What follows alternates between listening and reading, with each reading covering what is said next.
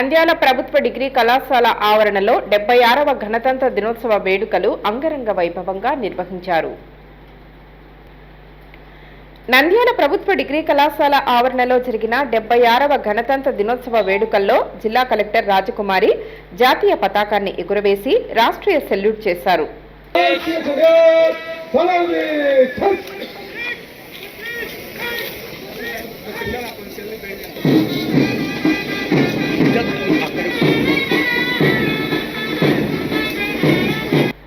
అనంతరం ఎస్పీ అదిరాజ్ సింగ్ రాణాతో కలిసి మైదానంలో పెరేడ్ను పరిశీలించారు. చిన్నప్పటి నుండి తల్లిదండ్రుల ప్రోత్సాహంతో మరియు చదువులపై మక్కువతో నంద్యాల జిల్లా కలెక్టర్గా జూలై 7, 2024లో బాధ్యతలు స్వీకరించి నంద్యాల మొదటి మహిళా కలెక్టర్గా వారు కీర్తి ప్రతిష్టలు సంపాదించారు. వివిధ ప్లాటూన్లు మార్చ్ ఫాస్ట్ నిర్వహించారు. వాటిపైన అనేకమైనటువంటి ప్రకృతి వ్యవసాయ రసాయనిక వ్యవసాయం సంబంధించినటువంటి అంశాలను ప్రదర్శిస్తున్నారు. అలాగే ఎగ్జాంపుల్ గా సహిత విద్యను ఎంఆర్సీలలో ఏ విధంగా అందిస్తున్నారనేటువంటి విషయాలను పొందుపరిచారు.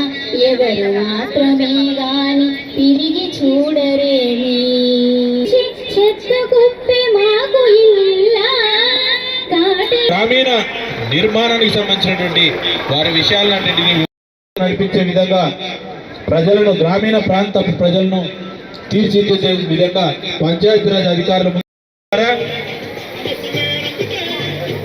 అందరికీ విద్య అనేటువంటి నినాదాన్ని విద్యార్థులందరూ కూడా విన్యాసాలు చేస్తూ ముందుకు సాగుతున్నారు. వివిధ పాఠశాలలకు చెందిన విద్యార్థులు ప్రదర్శించిన సాంస్కృతిక కార్యక్రమాలు ఆకట్టుకున్నాయి.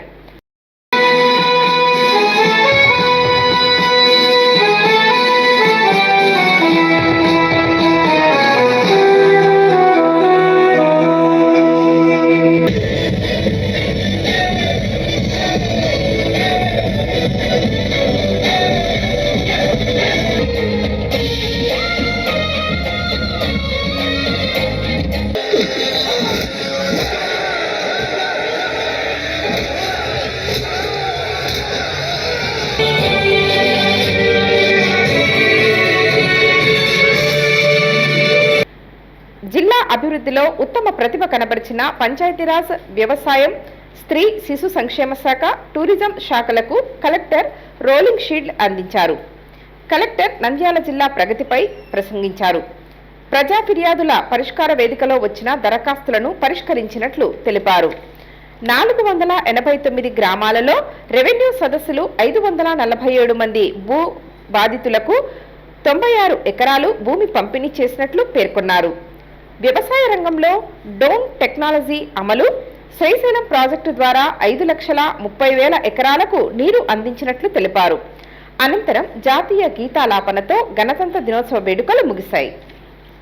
భారతదేశాన్ని సర్వసత్తాక సామ్యవాద లౌకిక ప్రజాస్వామ్య గణతంత్ర దేశంగా రూపొందించేందుకు దేశంలోని పౌరులందరికీ సమాన హక్కులు సమన్యాయం కల్పించేందుకు మన కేంద్ర రాష్ట్ర ప్రభుత్వాలు అనినిత్యం కృషి చేస్తున్నాయి. భిన్న కులాలు, భిన్న మతాలు, భిన్న భాషలు కలిగిన మన దేశం భిన్నత్వంలో ఏకత్వం అనే రాజ్యాంగ సూత్రానికి కట్టుబడి వసుదైక కుటుంబానికి నమూనాగా నిలిచింది. ఈ సమైక్య స్ఫూర్తిని మనం ప్రస్తుత యువతరంలో కలిగించాలి.